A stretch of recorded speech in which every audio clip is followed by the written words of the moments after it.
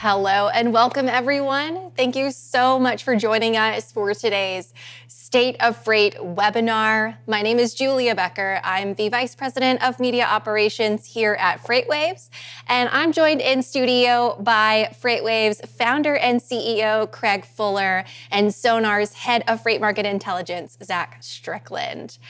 Today's conversation will cover the latest insights from Sonar, as well as a forward look at what's ahead in 2025. Craig and Zach will also take all of your questions at the end of our discussion today, so remember to enter those in that Q&A box. We always go through as many questions as we have time for. If you have any platform issues during the webinar, you can reach out to our team via that audience chat function, also in your webinar console. We'll be in touch to help you out. We'll also be sending a link to the recording of this webinar in case you want to watch it on demand or share it with your colleagues. Now I will go ahead and turn it over to Zach to kick off today's discussion. Zach, let's jump right in. All right, thank you, Julia, and thank you to everyone who's tuned in and is currently watching this on the recording. For the State of Freight in December, we are wrapping up 2024, the year that will be forever known as the end of the Great Freight Recession, Craig Fuller. Well, the end of the end, if you will. The end of the end, the not getting worse. Well, I think, 24 has been a pretty abysmal year, generally. Right. Yeah. It has gotten better, and 24 is better. At least the second half of 24 is better than really 23. Sure. First half was pretty miserable. Yeah, arguably, the first quarter was the worst quarter, I think, for the public companies, was the worst quarter in trucking history since the financial crisis, at least. So I wouldn't say that this year is the end of it. I think at the end of the year, we're at the end of the Freight Recession. I think there's nuance here too when we talk about the end of a recession. It's always hard to call something in the moment, but as time progresses, it's becoming obvious where we were. Yes. And I think, we've said this a number of times. Mm-hmm. Last May was the bottom. Right. The market has been improving ever since, and it continues to improve. Right. I think the question now remains, how fast does it improve from here? Does the acceleration continue? Are there risks into next year?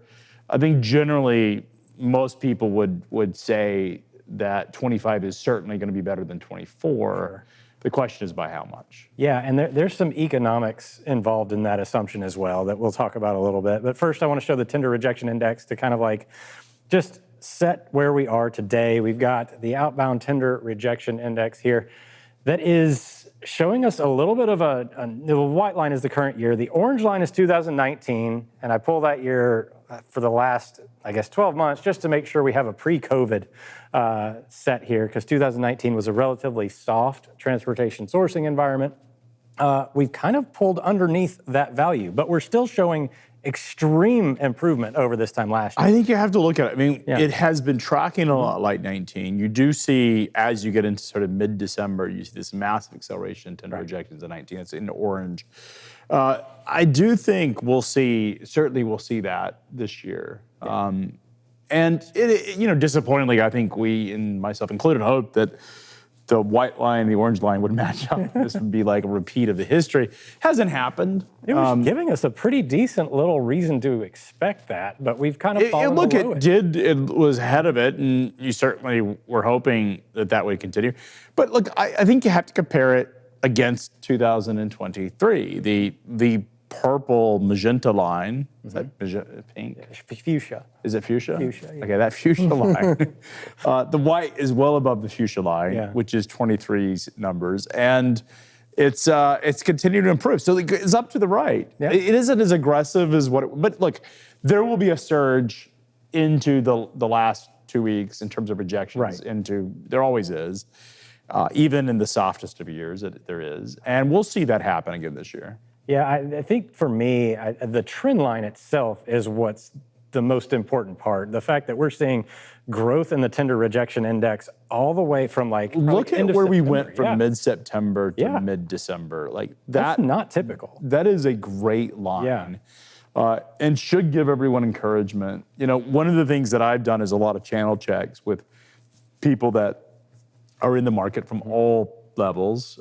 These are, everything from folks that are in the payment cycle, to people that run large logistics companies, to trucking companies, to freight tech companies, so forth and so on. And everyone's consistently seeing their own green shoots. There is a level of cautiousness, I will say, where everyone, especially the larger public companies, getting it wrong is, for a public company, Right. If you say things are good and they're not, you get penalized. There isn't a lot of upside in being right if the market's improving. There's a ton of downside if there is. Right. If you're running a public company, the best thing that you could do is be very cautious because you want to beat. Right. You don't want to get punished. And if you come in too bullish, then you could easily get punished if you miss your numbers. So they're right now very cautious. But I think if you talk to them sort of offline, if you will, they'll tell you they're seeing green shoots and they're more optimistic about 25. Yeah, I want to pull up another chart here, the outbound tender reject index versus the outbound tender volume index, just to kind of add a little bit more color and depth to this. The fact is, as you're seeing on the screen here, the yellow line is the outbound tender volume index. It's a very demand side indicator, total number of tenders in an index form from shipper to carrier. And you see the white line is the tender rejection index. And this is just the last year snapshot of these two indices. And if you look, demand is actually trailing in the third, fourth quarter here, but tender rejections are going up. I think that's... It's what we've been saying is the capacity isn't there. When did I write my Great Freight Recession? November 8th. Was it November 8th? Yeah. Look at what happened around then. Yeah. That's when the two lines inversed. Is they inverse, and we have said this before, is when you see an inversing that it can take. I mean, you saw a little bit of inverse in June. That was a relatively good part of the market. I think most carriers were beginning to become optimistic. In fact, David Parker, if you listen to the chairman and CEO of Covenant, was incredibly bullish coming into their call, largely based on how well June was. Right. But what we've seen since then is the market, it's pretty sluggish in third quarter. But really around that November date, you see those two lines inverse. And we've seen this in the past, and I don't know if you have any further back in history on this chart, but if you go back in history and you see that inverse, that is a point when the sort of changing of the guard. But what this tells us and what you can interpret from this is the yellow line and the white shaded line. So the yellow line being volume, the white shaded line being rejections. What this is telling me, if I'm reading this chart, is that capacity, the excess capacity, has left the market. Is that basically what this is telling us, as you see those two transverse, is that there is a changing of the guard, and it's no longer driven by a volume or a capacity question about whether we had too much capacity versus volume. It's now we've got sufficient volume, or we have less capacity and sufficient volume to load the trucks that are out there, but we're not dealing with the excesses that we have over the last 2 years. Yeah, I agree. I think this is showing us that the supply side is continuing to bleed off. Yep, and it will. I mean, Kai Freight, like if you look at, there was a sizable bankruptcy, 500 truck operator. We're going to continue to see bankruptcies into next year. I was talking to some folks that are much closer to sort of the financial picture of a lot of carriers, and they said a lot of this stuff, the freight recession's gone on way too long, and balance sheets have memory, right? Operating deficits do pile up. That they're expecting quite a bit of bankruptcies into next year. And what's interesting about that is this is what's going to happen, because it always does. People are going to say, well, how is the market good and still have bankruptcies? And what isn't as well understood is that bankruptcies are a trailing indicator, is the sins, if you will, were done years ago, not then, and that stuff is going to pile up next year. Yeah, and I think another chart I want to talk to a little bit, especially on the demand side, and why is the truckload volume declining overall, is some of that's also being pulled into the long-haul rail intermodal container volume. The chart that we're going to pull up here, so we're looking at loaded container volumes for both international and domestic size containers, but both of them are doing the exact same thing. They're both going up and to the right, and doing this out of season, if you will. This is not the time of year where intermodal container volumes tend to grow on the rail. Well, there's a reason, because the time, like if I need stuff for retail, there you go. I'm not going to put it on the rail during October because rail delays do happen. They can be sizable, they can be significant. My freight needs to be in my supply chain and distribution network by really early October, certainly no later than mid-November. So I don't have a lot of time to risk. I want direct control of my transits, and I want trucking services to do that because I can I can manage it much simpler than I can on the rail.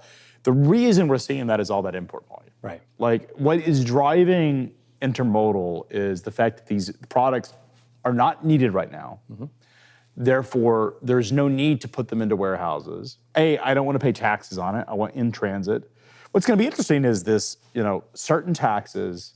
I think I've had this conversation with you. Is our CFO Spencer Pyland and I had this conversation. He is a software executive, not a traditional CFO in the terms of we were having this conversation about inventory taxes, which was something he wasn't even aware existed. And I'm like, state of Texas. I mean, I remember when I was running Freight, Compact Computer was a large customer, and they would load hundreds of truckloads on December 29th.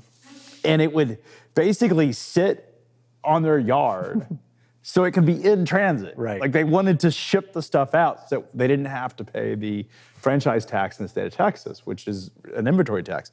And it was something that was pretty interesting. So I think what's one of the values of using intermodal is it's slow. It doesn't take up warehouse space, and there is a tax benefit to doing that if you don't need the product right now. So what we're seeing right now is imports are flowing in. Imports are at record highs relative to seasonality. And those imports continue to flow in as shippers are preparing for tariff changes and additional impacts and tariffs acceleration. And just uncertainty overall. Donald Trump's policies, I think by design, are somewhat uncertain. And so I think a lot of shippers are preparing for that, and that's what we're seeing in the data, is that there's no need to have the product move quickly. They're gonna find the slowest possible form of transportation because they actually don't want to take possession of it. And that's what's happening right now. So that's why intermodal is doing exceptionally well in a market where normally you would see a drop-off. Yeah, and of course, intermodal is fungible with the long-haul transit. The capacity is fungible in general with long haul, so it does interact in a market where you have a lot of sort of intermodal capacity. You do see this trade-off of intermodal picking apart the truckload business. When you end up overfilling the intermodal demand, then what ends up happening is a lot of the intermodal stuff flows into truckload. In this case, intermodal's provided a nice relief for shippers that they normally would be using truckload service. Do you think there's any risk? I mean, this is getting close to COVID level volume. I think the difference is that these products that are flowing in are not under significant time pressure. If you go back to where we were in COVID, you had the significant bottlenecks of freight, and what was happening is shippers were trying to grab every asset they could get their hands on, intermodal included. And what we dealt with are chassis that were, they would send the freight inland and they didn't have anything to send back. It was just massive chaos. Plus you had rail crews issues because of health and wellness issues. You had stoppages at the ports. You had a lot of things that were uncertain. And I think a lot of what drove the chaos of COVID that is not driving the chaos now is that there was so much demand surge happening at a time when you had periodic or episodic issues of businesses shutting down due to health scares. And just a lot of sort of inconsistencies. Like this was an unprecedented event in a supply chain. And I think what was actually happening was the mass chaos. And look, in theory, at least, that's what drove a lot of the inflation. High demand certainly drove it, but it was also the supply chain lack of products, lack of certainty, caused companies to over order, but it also caused them to run out of stock, and they were trying to fill bumper stock with other products. This time, it's much more orderly, if you will. And so I don't think we end up in a situation where it's going to be just a complete breakdown. So I've pulled up another chart here because this touches on what you're talking about. The inventory levels, according to LMI, the Logistics Managers Index, they take a survey over 10,000 supply chain professionals. Take this survey, anything above 50, expansion, anything below 50, contraction. This is the inventory levels over the last 5 years. They started to build up, July, August. We started to see a little bit of buildup. Now that speed of buildup fell back in November. Now, and again, the intermodal, you answered this question a little bit with the intermodal in the way that this is moving storage. Yeah. It's not going into a warehouse for the large part. So it's almost like some level of this, but it's not filling the warehouses quickly like we saw during Well, it's COVID. not repeating the inventory levels because what was happening during COVID is that so much product, the upstream, Right. I mean, it was the bullwhip effect. Right. And that is not happening to the degree that it's happening now because you had so much upstream uncertainty that if you were producing cars, then you were ordering far more radio dials than you would ever need or far more tires than you would ever need because you were concerned about running out. I mean, if you go back and talk to people who ran any kind of business that had some type of physical inventory, we were building a house at that point, and I remember our contractors like, hey, I can get, things like, tile, should we order more? We may run out, we order more wood. We ordered more than we need. I still have a bunch of tile in my garage that wasn't used because we were worried about not having, my wife had a very defined timeline because we had kids that were coming, and we ended up ordering more because we were worried that we may run out. And there were all these decisions that were made across the supply chains that companies were so afraid to run out that they were willing to sort of buy more and hold on to more. I still have 40 cases of rice. We ordered a bunch of of rice. I still have 40 boxes, not cases, but 40 boxes of rice sitting in my pantry from like 2020, that is still there. I should probably I don't even know if I can give it away. Rice stays good forever. But those are the kinds of examples. And we ordered a big cooler for meat. I mean, people did this stuff, if you remember. Businesses did that in excess. And anyone that ran a manufacturing plant was playing defense at that point. It's not happening right now. Even with tariffs being a threat, you are seeing companies order a lot of product to prepare it. I was talking to a machine manufacturer who's ordered every piece of steel they can get their hands on right now because they're worried about steel tariffs. One of the tariffs that typically get implemented really quickly is steel tariffs. Right. This has been sort of the story of the last couple of decades. They're expecting steel prices to go up, so they're ordering every piece of steel they can get their hands on, and they have been doing it for the last 6 months. And so basically, there are situations, but generally, I think what everyone's saying is, I can get my hands on those products at a cost, and I'll take the risk of not overfilling my. So I want to unpack that a little bit because I think the manufacturing sector of the economy has been a little bit sluggish. It hasn't really gotten going yet. The consumer economy is still. I mean, I know we've got tremendous amounts of consumer debt going on, not necessarily in the form of mortgages, but in credit card debt. But they still seem to be spending. I mean, we just had the Black Week, with It's up 8%. I think e-commerce is. We got a little bit of a compressed holiday shopping season here because of a late Thanksgiving, but still, it was a pretty. People are still spending money on goods. What is your take on this manufacturing sluggishness? Do you think that wakes up in the coming year? I do. I think it's not gonna be if you think about the stuff that is struggling right now in manufacturing, aerospace, Boeing's significant company issues. I don't think people realize if you look at the manufacturing number, how big aerospace is.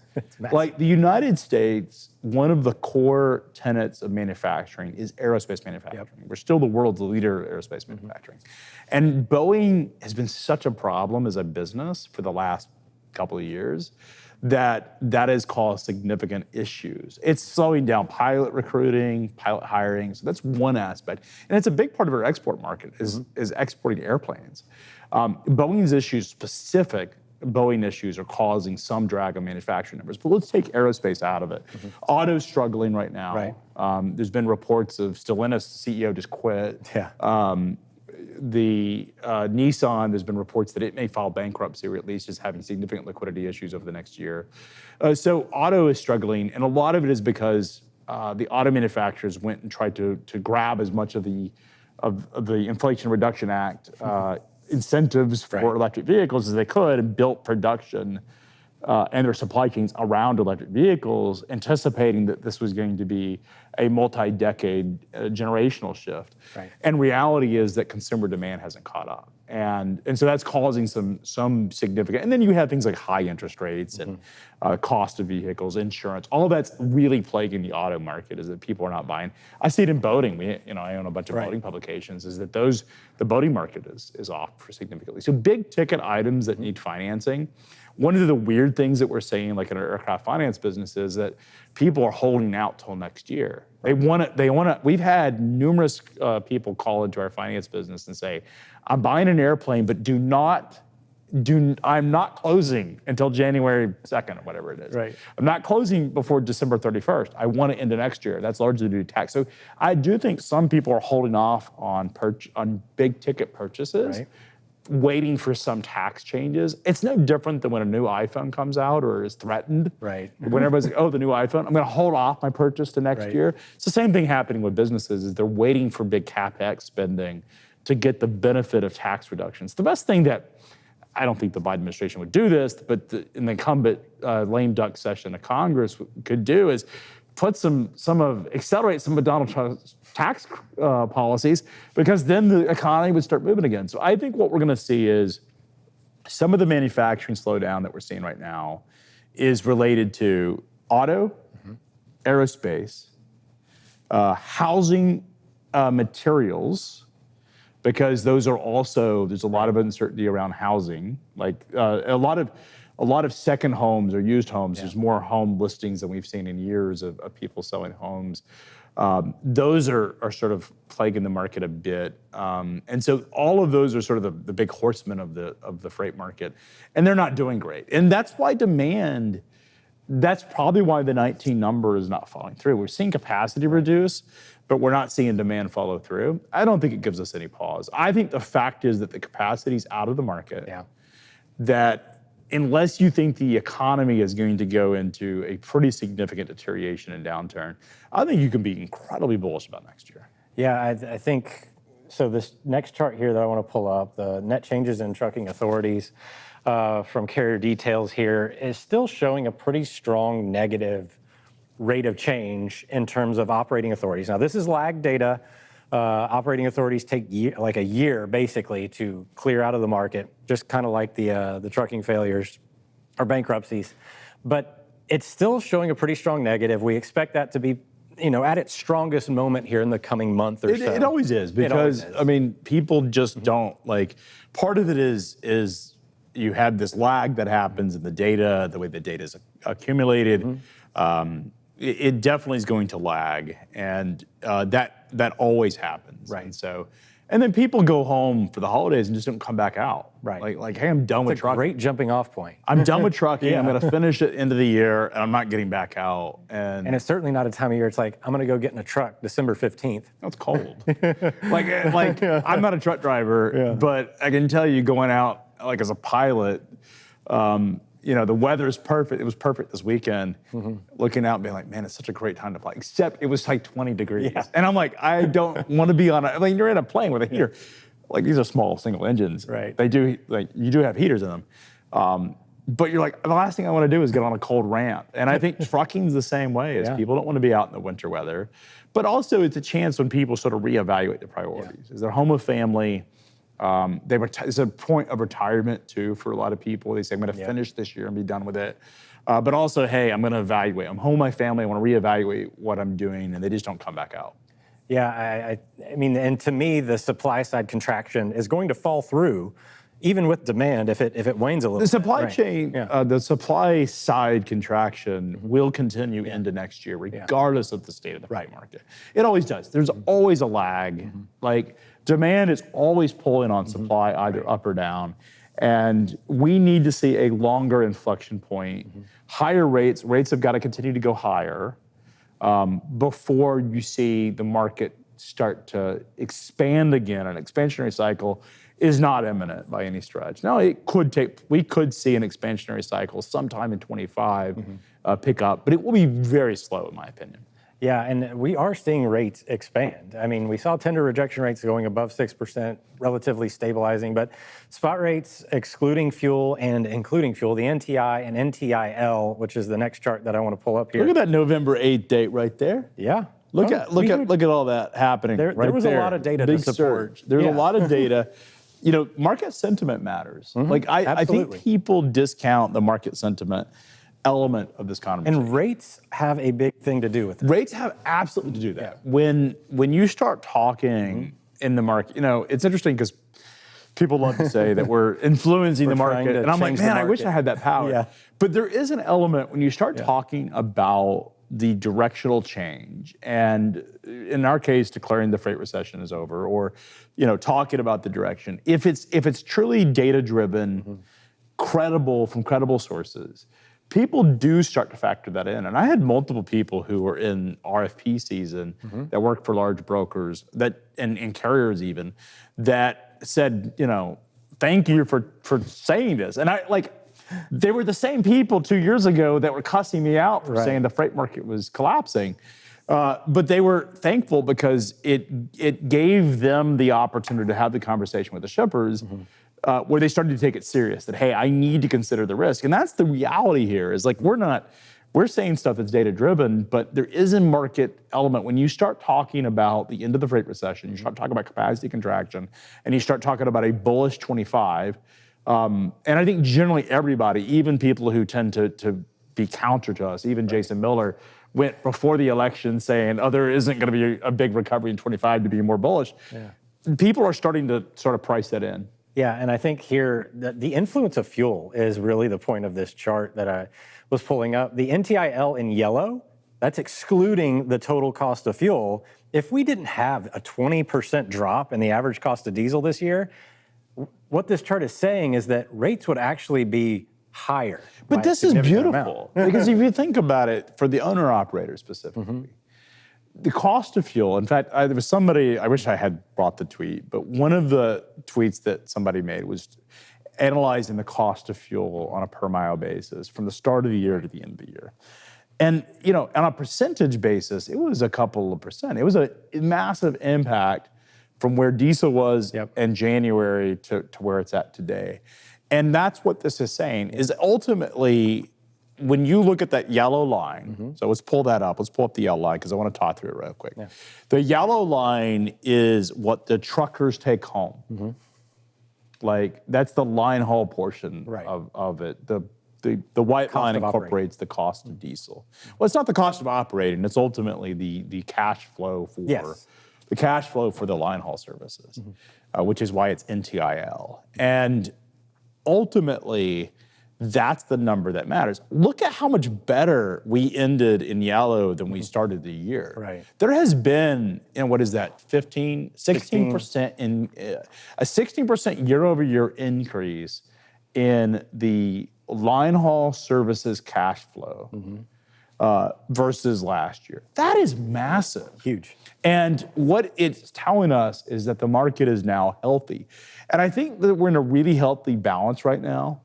Carriers are probably at a point where they're making money again. They're generating profits, but they're not making so much money that everyone wants to get in the market. Right. There is not a bunch of people wanting to jump in.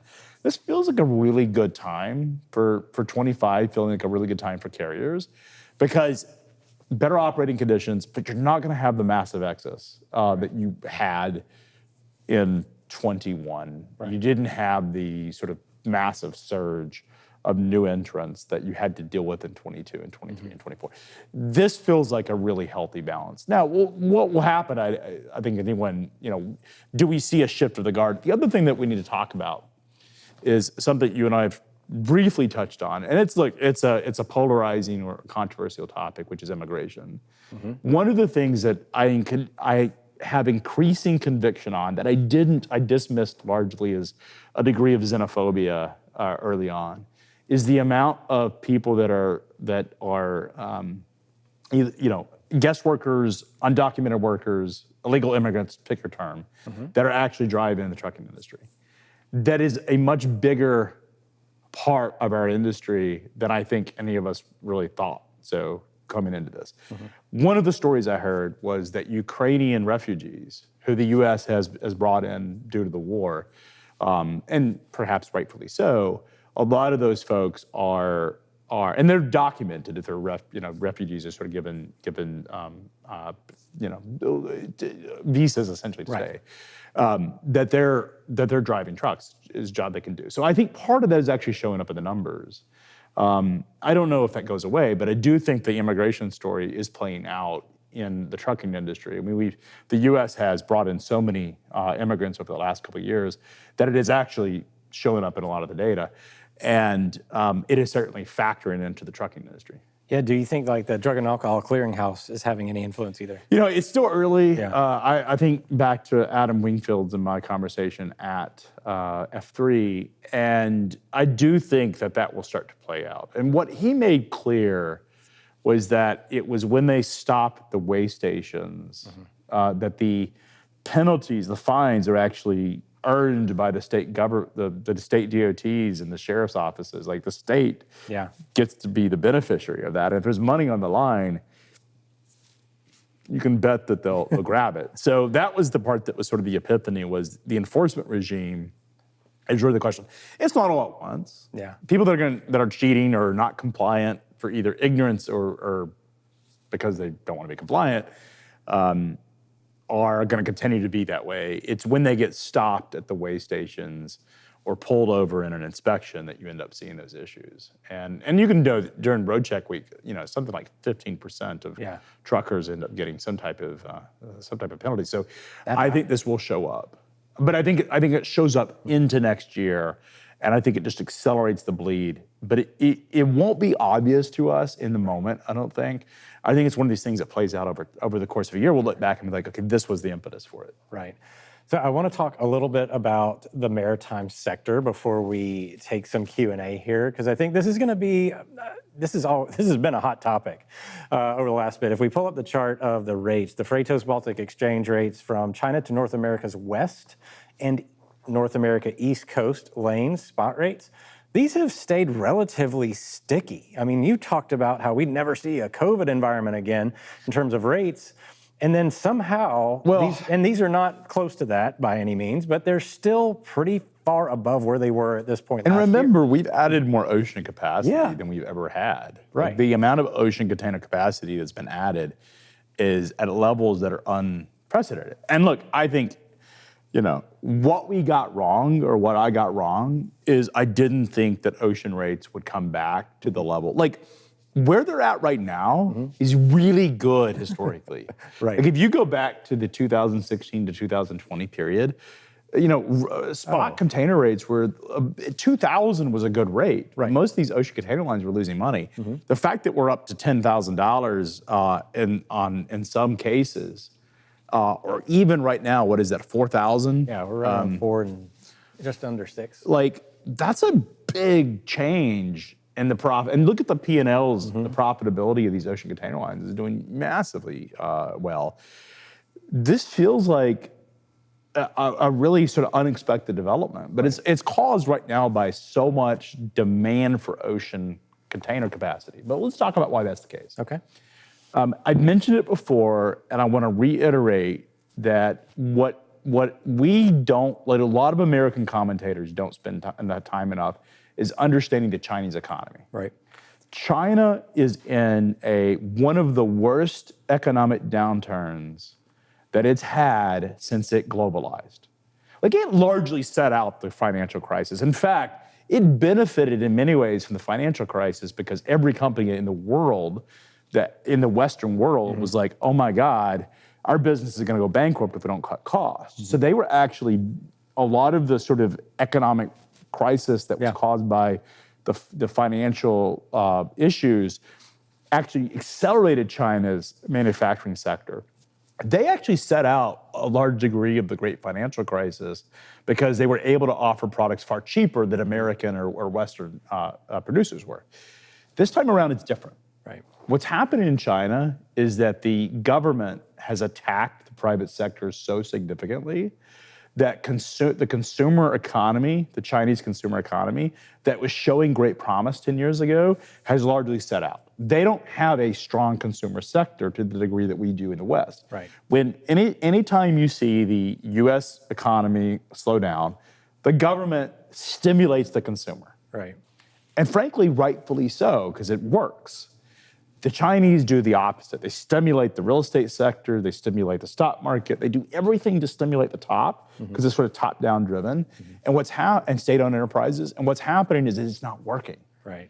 And so they're producing a lot of stimulus to these sectors, but it's not flowing through to consumer consumption, which is what they really need. Right. So what's happening is they're producing a lot of exports, because if you're stimulating state-owned enterprises, which is it's very mercantilism in some ways. And so what they're doing is they're creating all of this excess capacity in product, and they have to export it because that's the way they stay in business. Right. And so what's happening is Chinese goods are getting cheaper on the global markets, and U.S. retailers, particularly big box retailers, are taking advantage of those Right. deals. That is what's driving a lot of this container flow, combined with threat of tariffs, threat of perhaps a new trade war. All of that is driving it. The strikes and all of that is sort of in the background. But what's happening is really a China story. And that's why container prices have stayed so high, because you need container demand. And that's something that I don't think we factored in, or at least I thought about 4 years ago. We largely thought, or most people thought, that the Chinese economy would come back when everything else came back. And after COVID, it has still not recovered. And it is still, a little bit, but it's still dealing with some very, very fundamental issues that it doesn't seem to really want to fix. It feels to me that China is going to be a very similar story to what happened in Japan, where it just stagnated. They have demographic issues too. Like, you can't discount that. Japan has them as well. But Japan, it took 20 some odd years for them to try to reform their economy, very mercantilism based, and they didn't make significant changes to their economy. And we're seeing the same story play out in China right now, where they're not making the kind of changes to reform their economy, and they're dealing with the pain. Well, let's pull up the IOTI here, the inbound ocean TEUs index, and look at the demand side of this. Now, this measures bookings of containers, 20-foot equivalent units, coming into the United States over time, 14-day moving average. And it's exceeding like the 2021 environment at this point, and it even is avoiding some level of seasonality here, leading into the Lunar New Year period, where we typically do see a little bit of a spike in the import volumes. Read this chart for me and tell me what's the takeaway for the early part of next year. You just talked about how we're getting import volumes. Is this a pretty bullish signal for 2025? I mean, look, I think tariffs and the threat of tariffs is going to play at a lot of mind of importers. I do think the China story is going to get worse, not better. Right. Frankly, because it's what China's going to do to respond to Donald Trump's tariffs. They did it this is the reason I don't think tariffs are inflationary to the degree that people have talked about it, is what China did back in the original Trump tariffs in 2018 was that they deflated its currency. And what it does is it lowers the purchasing power of the Chinese consumer. Right. So it actually hurts the Chinese and the Chinese businesses just to maintain those export volumes. Because remember, the Chinese government has only one mission, well, two missions. One mission is to stay in power. Right. And the way that they stay in power is to offer employment to their people. That is far more important to them than anything else, because they don't have to face elections. Right.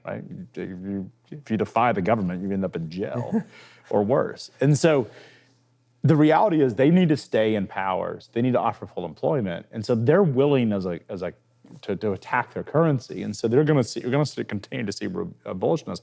And what we're going to see is that even without tariffs, the threat of tariffs alone are going to force U.S. manufacturers or U.S. importers to think about sourcing from places other than China. That's the part that I think needs to be understood, is just the threat of that is going to make people reevaluate the trade map. Right. And because of that, I think that's going to have a significant impact. So China is going to continue to put pressure on its export economy, they're going to continue to drive exports, and that's going to show up in the container deal. Don't ever underestimate U.S. importers' ability to get a good deal. Like, let's be honest, for better or worse, for all of the faults of U.S. trade policy and globalization, the thing that actually works is the Walmartization and the Amazonization of this economy, where they will go shopping for deals. And U.S. consumers will be happy to get them. Now, they may cost the whole way the fact that it was produced somewhere else, but they will buy those products. Absolutely, they will. What do you think? Is there any potential like hiccups that you see? I think a lot of economic forecasts have been always like, yeah, we're bullish, like you said, with a lot of the transportation service sector. We feel pretty good, better about 2025 than 2024, but I get the sense that there's always a caveat. There's always a little bit of a risk. What's our downside risk? Well, they're always saying there's risk. I mean, look, risks are trade uncertainty. Right. Like, let's be completely frank. I think Donald Trump loves tariffs, but his willingness to use that as his go-to threat is pretty common. And sometimes you don't know, like someone made a comment who's very close to the administration, is never underestimate Donald Trump's willingness to declare victory at any moment. Which means he may not have achieved his goals, but he's willing to say he won anyways. And so you don't actually know what you're gonna get. It's part of the whole Donald Trump negotiation tactics, is you don't really know what you're getting. And I think that uncertainty actually can drag some of it down. It works in some angles, but it also can cause some level of discomfort for people dealing with it. That uncertainty is a tax in some ways on the economy because you just don't know what to expect. Now, I think generally, and look, there could be a miscalculation. You know, it's so interesting geopolitically looking at what's happened in Syria this past week, where, you know, and just the dismantling of Iran's power in the Middle East, those things are massively significant. You know, who knows what happens with Ukraine and Russia? Russia appears to be escalating. Ukraine isn't going to have apparently the support of NATO or the United States to the degree it had. Those things can play out. All of that is sort of uncertainty geopolitically. I would say generally, I'm more bullish on capitalism and sort of the movement of product in the economy and some of these sort of black swan events. I'm more bullish than I had been. Geopolitically. I think the world was getting pretty tense over the last couple of years, and it felt pretty frightening. So I think that stuff seems to be cooling off. I mean, that's good news in general if it's cooling off. The last thing before we get to Q&A that I want to touch on, rates. What kind of inflationary pressure are we expecting on transportation rates? We just saw the spot rate over the last bit. We've got a chart here that shows the spread between contract and spot rates. We are starting to see contract rates increase, very minimally, but seeing some upward pressure on those rates. And then it's starting to, you know, kind of slow the spread between contract and spot. Do you think we still see contract rates increase, and to what extent? Yeah, I don't know that we see a big increase in contract rates. I think this bid season, what shippers should be hoping for is that they're not, like, I think what carriers should be doing is leaning into some level of rate increase. If I was doing an RFP, I'd be looking at what I was getting this year and be thinking, I probably could get away with a 3 to 4% increase easily next year. I might even be so bold to put a 6% increase, because the downside, the risk is certainly on behalf of shippers, and that there's a likelihood, more than likely, in my opinion, that spot rates could inflect above contract rates at some point in the year. And so I might go into those bid seasons with a 6. Like, I can say this because I don't, it's just like people on ESPN don't have to play the game. Like, there's no penalty for being wrong, to be clear. But I am thinking, if I'm a carrier, that I'm probably looking at at least a 4% increase, maybe even higher, if we see what we've talked about as a huge inflection. And I think it's the second half story.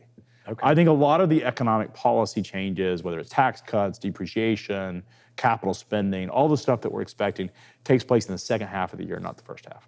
All right. And look, one development is Powell and Trump seem to have made nice, at least for as long as he's cutting rates. For now. And so that actually, I think, is a really good development, is like having a stable Federal Reserve. and at least a stable, orientation towards the Fed just means there's one less distraction to deal with. I think you're the first person to put stable next to a Trump president. Look, I'm not saying that it's all, but I think you prepare for the worst, and it tends to be a lot better than you sort of prepare for, because you just don't. The uncertainty element is always there, right? Like, you just don't know what's going to happen. But I think generally, geopolitically, it feels like a lot of the sort of geopolitical threats have calmed down. Man, what has happened to the Middle East is pretty remarkable. Over the last couple of years. I mean, Israel's dismantling of all their Syria and Iran and Hezbollah and all Hamas, like, they have dismantled like that whole region, and it's not just Israel; it's Russia pulling out support. That has taken an enormous geopolitical risk away, because now, like, what we saw what happened to the Red Sea, that is, like, that element is not going to be as much of a threat as what we feared a couple of years ago. And then Russia-Ukraine hopefully gets at least resolved at some level.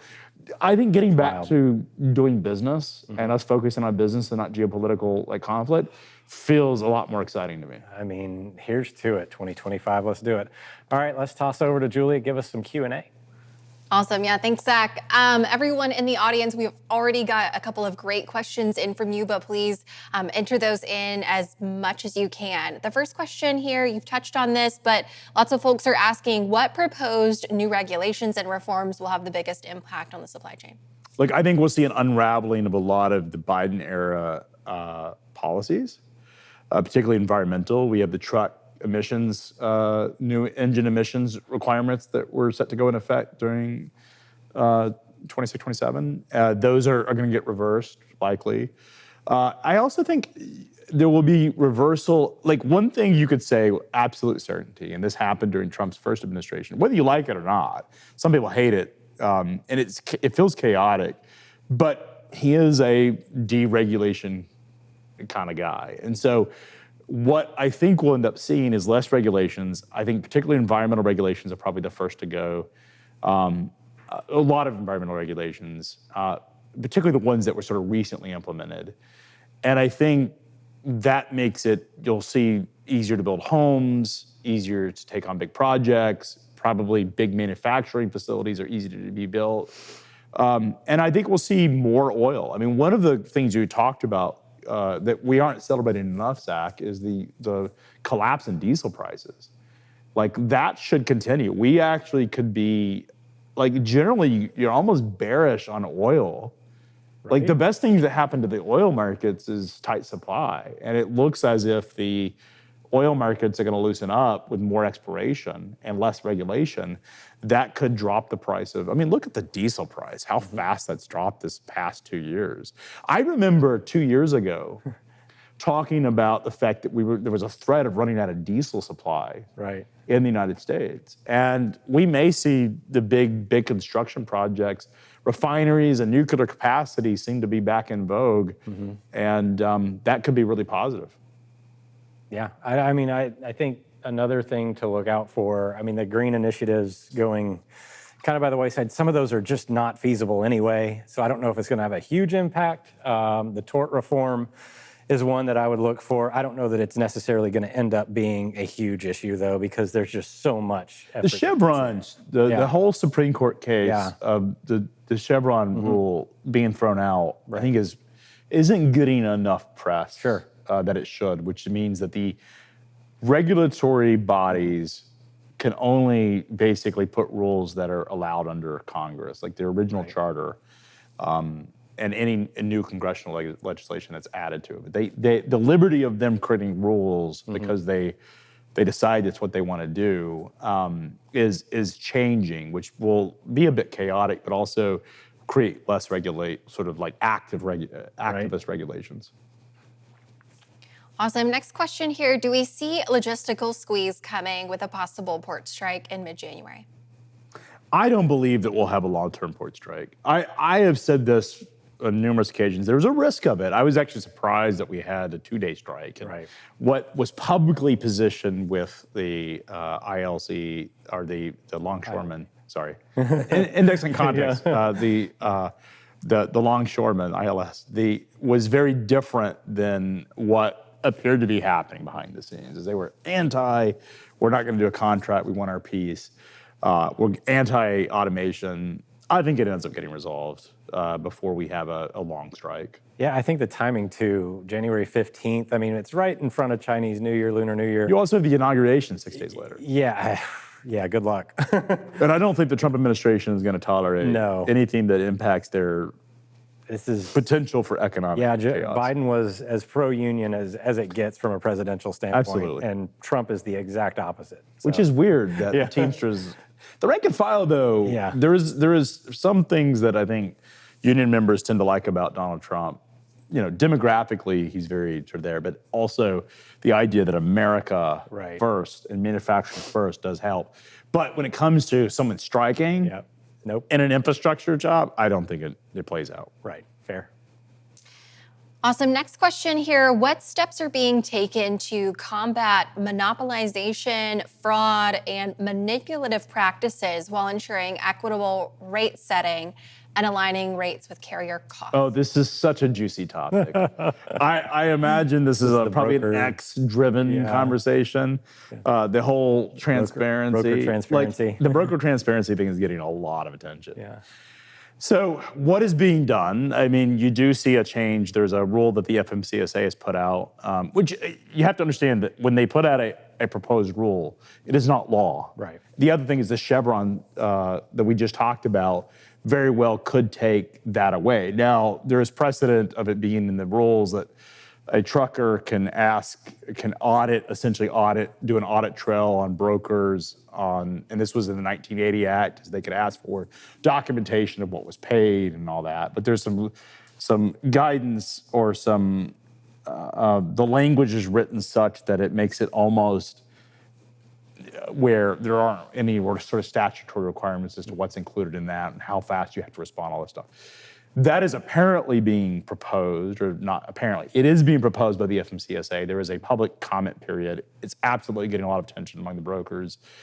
But ultimately, this probably ends up not being a factor anyways, because you can put in your broker agreement and the shipper to broker agreement that they can't ask for the documentation. In my view, that if this were to come at what a lot of the OIDA and the SBTC have tried to promote, is it actually ends up helping the shippers and not the carriers. Right. Because the shippers have all the leverage in this market. Mm-hmm. So if you end up publishing broker transparency, and now think about this, if I'm contracted on a lane, let's say that I'm a big shipper, let's use Walmart as an example. And if you don't know how Walmart works, and you don't think that they'll use every single advantage at their disposal to win against their suppliers, you haven't been paying attention. Mm-hmm. The big shippers have all of the leverage here. Mm-hmm. And what they will do is they'll look at the contracted freight and they'll say, and not so much in spot, because spot's sort of like of the time, but in contracted, if they have a broker that's on a consistent lane and they start charging them, say, $2 a mile, and the broker's making 20 or 30% over the course of a few months, they're going to come back and say, I want you to lower that rate. I'm demanding, you made 30% on me, or 20% on me, or 10% on me, or 5%, whatever the number is. I'm uncomfortable with you making 10% on that. I want you to lower that to 5%. Right. They're going to come and claw that back. Who do you think gets screwed in that? It's the carrier. Right. The broker is going to be in the middle, and yes, the broker may end up having to eat some of it, but the shipper is the beneficiary here. The market clears at a price. Yeah. And ultimately, the price that the market clears out is what it clears out based on supply and demand. The idea that this is somehow going to make carriers' lives easier is so false. It's going to make shippers' lives, they're just going to get so much more power over the market. And what's going to end up happening potentially is brokers are not going to want that contracted freight. Right. They're going to say, screw it. I'm not going to deal with contracted freight. I'm not going to agree to participate in this.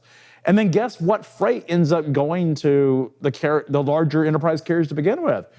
The small owner-operators are going to get screwed yet again by the policy that they think is going to help them. Yeah, but be careful what you ask for. It may not be what you want. I think if you study anything about trucking, is that shippers, the large shippers, are always the winners. and it takes it out of the carriers, and that's going to happen again under this policy. So I think it's a pretty reckless policy, because the reason small carriers have been so successful over the last couple of decades, we've talked about it. Yep, is the brokers. And numerous, is the brokers and the brokerage industry have been able to tap into that contracted high volume freight.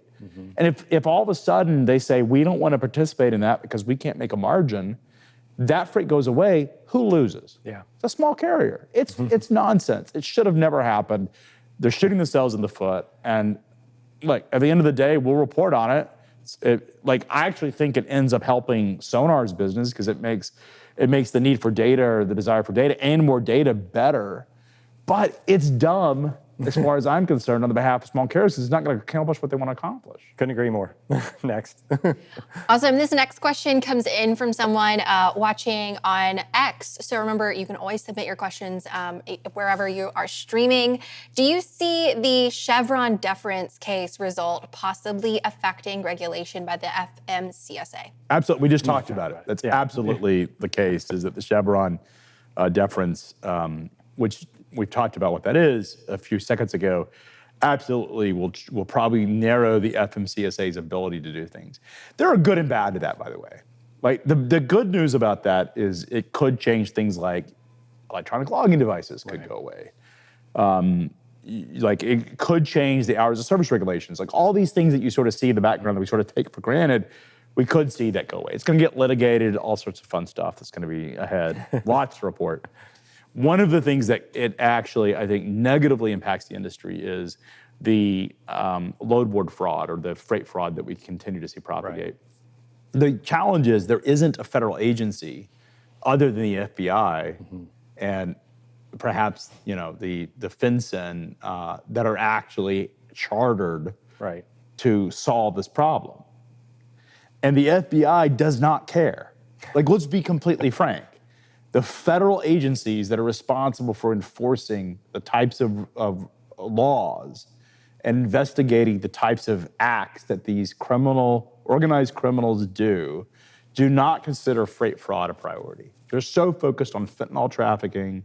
They're going to be focused on illegal immigration, human trafficking. They're going to be focused on things that actually do not, those resources are not going to be focused on this issue.